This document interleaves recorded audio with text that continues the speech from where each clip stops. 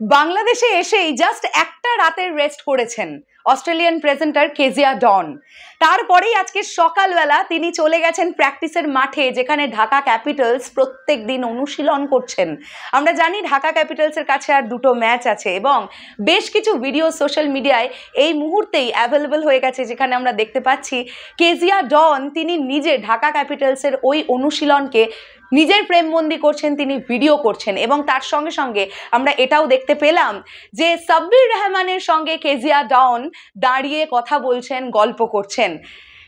আমার মনে হয় যে সাব্বির রহমানের বা তানজিদ হাসান তামিম বা লিটন দাস, যারা ঢাকা ক্যাপিটালসের ম্যাচগুলোতে ভালো ব্যাটিং করেছেন, প্রত্যেকটি ম্যাচই কেজিয়া ডন দেখেছেন নিশ্চয়ই, তাকে প্রেজেন্ট করতে হবে একটি টিমকে, তিনি তো খেলা না দেখে আসেননি। তো আমার মনে হয় যে সাব্বির রহমানের খেলা তার ভীষণ পছন্দ হয়েছে এবং যে কারণের জন্য তারা কিন্তু বাক্য বিনিময় করছিলেন একে অপরের সঙ্গে, যেটা দেখতে খুব ভালো লেগেছে। কেজিয়া ডন একজন প্রেজেন্টার, তিনি একজন অস্ট্রেলিয়ান প্রেজেন্টার, তিনি তার রেমুনারেশন পেয়েছেন, তিনি প্রেজেন্ট করতে এসছেন টিমকে, এটাই তো, দ্যাটস ইট, এটাই হতে পারতো, বাট এটা কিন্তু হয়নি। আমরা দেখতে পেলাম তিনি কিন্তু মাঠে চলে এসেছেন, কিভাবে অনুশীলন হচ্ছে সেটাও দেখবার জন্য। এটা কিন্তু একটা দারুণ ব্যাপার, আমাদের সবার কাছে ব্যাপারটা খুব ভালো লাগলো।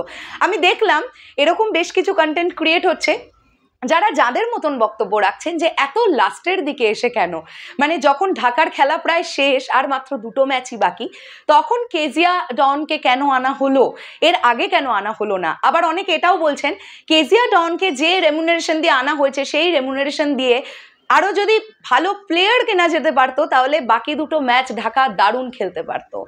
দেখুন, একটি দলে একজন প্রেজেন্টার খুব জরুরি। আমরা তো জানি চিটাগং কিংস তারা কিন্তু আয়েশা সাগরকে এনেছে এবং আয়েশা সাগর খুব ভালো প্রেজেন্ট করেছেন খেলা।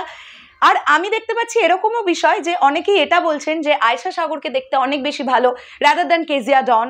আমি আপনাদের বলবো, একজন প্রেজেন্টারকে শুধু দেখতে ভালো বলেই সেটা দিয়ে বিবেচনা হয় না, তিনি কিভাবে খবরটাকে প্রেজেন্ট করছেন, তিনি পুরো খেলাটাকে, টিমটাকে কিভাবে প্রেজেন্ট করছেন, সেটাও ভেরি মাচ ইম্পর্টেন্ট।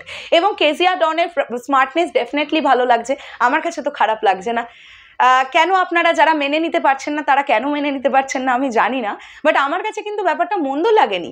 অবশ্যই হ্যাঁ, এটা তো ঠিক যে ঢাকা ক্যাপিটালস আরও আগে কেজিয়া ডনকে আনতে পারতো প্রেজেন্টার হিসেবে, এত দেরি করার দরকার ছিল না। মোটামুটি ঢাকা ক্যাপিটালস যখন 3-4টে ম্যাচ খেলে ফেলেছে, তারপরেই যদি কেজিয়া ডন ঢুকে পড়তেন প্রেজেন্টার হিসেবে, তাহলে ব্যাপারটা আরও অনেক ভালো হতো। এখানে অনেক কিছু ব্যাপারও থাকে। অ্যাকচুয়ালিতে প্রেজেন্টাররা যারা আসেন প্রেজেন্ট করতে, আই থিঙ্ক তারা ডে ওয়াইজ রেমুনারেশন নেন। এটা হতে পারে যে আমি একটা ডেটে এই খেলাটা আমি প্রেজেন্ট করছি, তার জন্য আমার এই রেমুনারেশন, নেক্সট ডেতে আরও ডিফারেন্ট, মানে আবার একবার রেমুনারেশন, মানে ডে বাই ডে তারা রেমুনারেশন পান। সো সেখান থেকে দাঁড়িয়ে অনেক কিছু আভ্যন্তরীণ কারণ হতে পারে, আমরা সেগুলো নিয়ে কথা না বলি। আমাদের এখন এটাই আনন্দের ব্যাপার যে কেজিয়া ডন তিনি প্রেজেন্ট করবেন, অ্যান্ড ঢাকা ক্যাপিটালসের কাছে এখনও দুটো ম্যাচ বাকি আছে। তারা যদি সত্যি ভীষণ ভালো খেলতে পারে, কে বলে যেতে পারে মিরাক্কেল ঘটে যাবে না, হতেই তো পারে সেমিফাইনালে পৌঁছে গেল ঢাকা ক্যাপিটালস, যদিও তার সম্ভাবনা খুবই কম আছে, তবুও আমরা আশাবাদী থাকি না। আর যদি নাই বা যেতে পারে সেমিফাইনালে, প্রবলেমটা কিসের?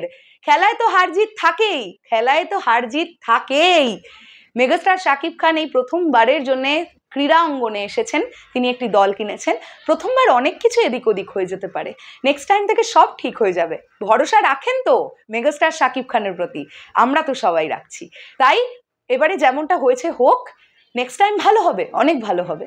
শেষ করলাম ভিডিওটা, আসছি আবার খুব শিগগিরই, তাহলে এখনের জন্যে টাটা।